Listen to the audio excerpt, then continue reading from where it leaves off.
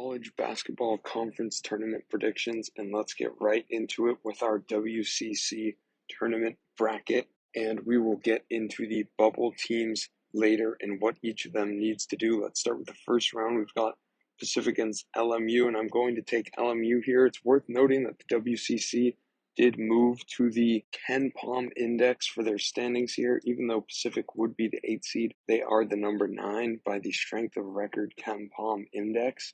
So I'm going to have LMU winning, so you guys can't really complain that there aren't a lot of upsets here. If you're seeing this tournament bracket, it's literally manufactured so that there will not be many upsets and that the best team is the one who grabs the auto bid.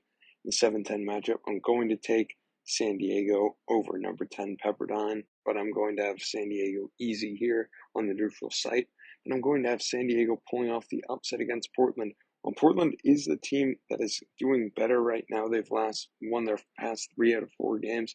Going to have San Diego pulling off the upset. These teams split in the regular season. Portland got a better margin of victory in their home game, but I think that San Diego is the better team overall. Although they are on a losing streak, they have been playing the toughest competition in the tournament, and I think there is something to be said for the team that has played on the night before. A lot of announcers will say, oh yeah, they're tired because they had to duke it out the night before. No, I don't really think that that's the case. You get a full 24 hours to prepare. In this case, the game is starting at the exact same time, 8 o'clock at night. So I think San Diego will be the more prepared team, and I think they will beat Portland here. Number 5, BYU represents another one of the cliffs between teams here. I think the top 5 and the rest are also in a very different category. I see BYU winning here big. We'll get into their bubble case in a moment, but they really need that one big. And then we get into some of the more enticing matchups. I'm going to have Santa Clara, number 3 seed, beating number 7 seed San Diego in the 3rd round. And some of you guys that watch the bracketology might be wondering how Santa Clara is the number 3 seed, but they're not on the bubble while the likes of San Francisco and BYU are.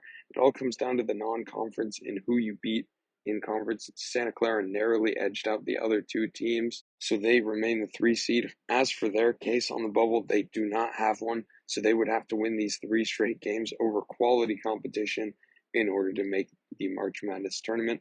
As for BYU, they would play San Francisco in a must-win game for both of these teams on the bubble, but I'm going to have San Francisco. One could argue that BYU is hot, even though San Francisco, these 2 teams split in the regular season, and San Francisco's win was while BYU was on that tumultuous losing streak. So one could argue that BYU is the better team and that they've recovered, they've got the better resume, etc.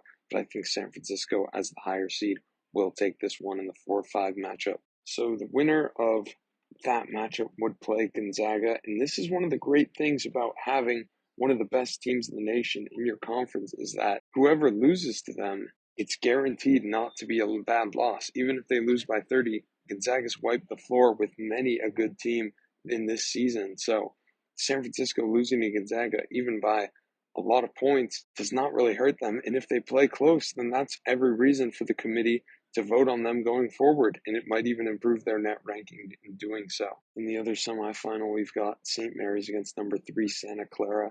This is a very good game. These 2 teams split in the regular season, each team winning their home contest, and they were both very close. I'm going to take St. Mary's here, but I think this could be a trap game for them, as Santa Clara has played great down the stretch. Obviously, nothing's better than St. Mary's win over number 1 Gonzaga. St. Mary's also doesn't have the sense of urgency, one may argue, because they don't have to win a game to get into the tournament, unlike Santa Clara, who was also played on the night before, if we're using that argument. But I'm going with the default 1-2 matchup in the championship, the rematch we've all been looking forward to in about a week, 10 days after the big upset, but this time I'm going to have the Bulldogs on the neutral site. Obviously, St. Mary's is a very hostile environment, but on the neutral site, I think that the Bulldogs will get it done and punch their ticket to the tournament. So let's get into the bubble situation for these teams. As we said already, Santa Clara will have to win all 3 games of theirs, so they are not even on the bubble or even close to it for that matter.